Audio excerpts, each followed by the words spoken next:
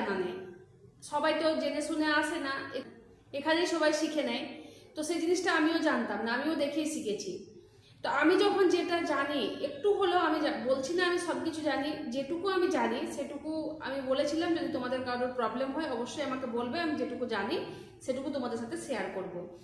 তো আজকে আবার রিকোয়েস্টিং ভিডিও, আবার একটা দিদি আমাকে রিকোয়েস্ট করেছে যে ইউটিউবে কীভাবে ওয়াচ টাইম দেখতে হয় একটুখানি যদি জানিয়ে দাও তো খুব ভালো হয়। তো আমি অবশ্যই দিদি তোমার জন্য আজকে এই ভিডিওটা নিয়ে এলাম। তো অনেক কাজ, শত কাজের মাঝেও আমি বলেছিলাম যে তোমাকে আজকে আমি এই ভিডিওটা দেবো, তো সেই জন্যই ভিডিওটা এলাম। তো চলো কথা না বাড়িয়ে এবার কাজের দিকে যাওয়া যাক।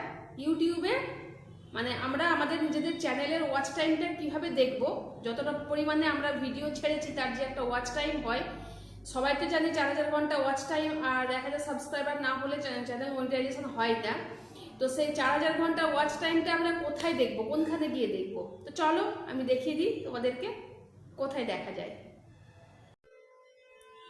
তো বন্ধুরা, ওয়াচ টাইম দেখার জন্য প্রথমে আমাদেরকে ফোনের মধ্যে যে ওয়াইটি স্টুডিও অ্যাপটা ডাউনলোড করা আছে, যেটা ইনস্টল করা আছে ওয়াইটি স্টুডিও অ্যাপটা, সেই ওয়াইটি স্টুডিও অ্যাপের মধ্যে আমরা কিন্তু চলে আসব।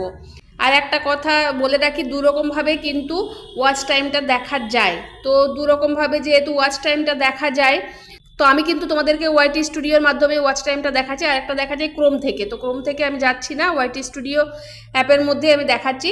আর এখানে দেখো 4টে অপশান আছে, একটা আছে ভিউজ, একটা আছে সাবস্ক্রাইবার্স, একটা আছে ওয়াচ টাইম, আর একটা আছে এস্টিমেটেড রেভিনিউ। তো এটা যাদের মনিটাইজেশন হয়ে গেছে তাদের কিন্তু এটা দেখাবে ডলারের সাইন, আর যাদের হয়নি তাদের কিন্তু এই 3টে অপশান থাকবে।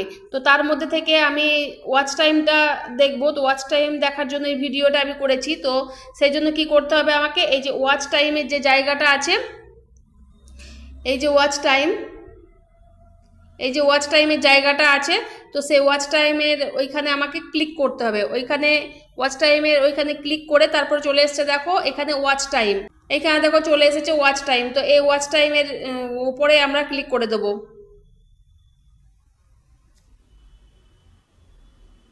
এই ওয়াচ টাইমের উপরে আমরা ক্লিক করে দেবো।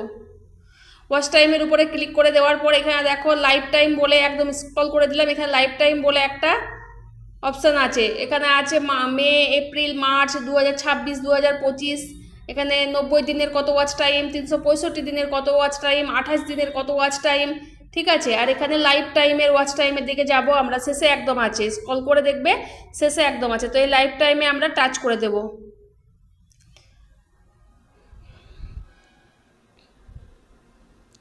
লাইফ টাইমে টাচ করার পর দেখো এখানে চলে এসছে আমাদের আসল ওয়াচ টাইমটা, নিচের দিকে দেখো। লাইফ টাইমে যখনই টাচ করলাম দেখবে অনেকগুলো এখানে কিন্তু আমার যেগুলো লাইভ করেছি, তো সেই লাইভের অপশানগুলো আসবে এখানে। তো সেগুলো একটু নিচের দিকে নামিয়ে এখানে দেখো আসল ওয়াচ টাইম, এই যে আমাদের আসল ওয়াচ টাইমটা কত সেটা এখানে কিন্তু, আসল ওয়াচ টাইমটা কত সেটা আমাদের কিন্তু এখানে শো করছে। এই যে এটা হচ্ছে আমাদের আসল ওয়াচ টাইম, মানে লাইফ টাইম, যে আমরা কত এতদিনে আমাদের কত ওয়াচ টাইম হলো সেটা হচ্ছে এটা আমাদের।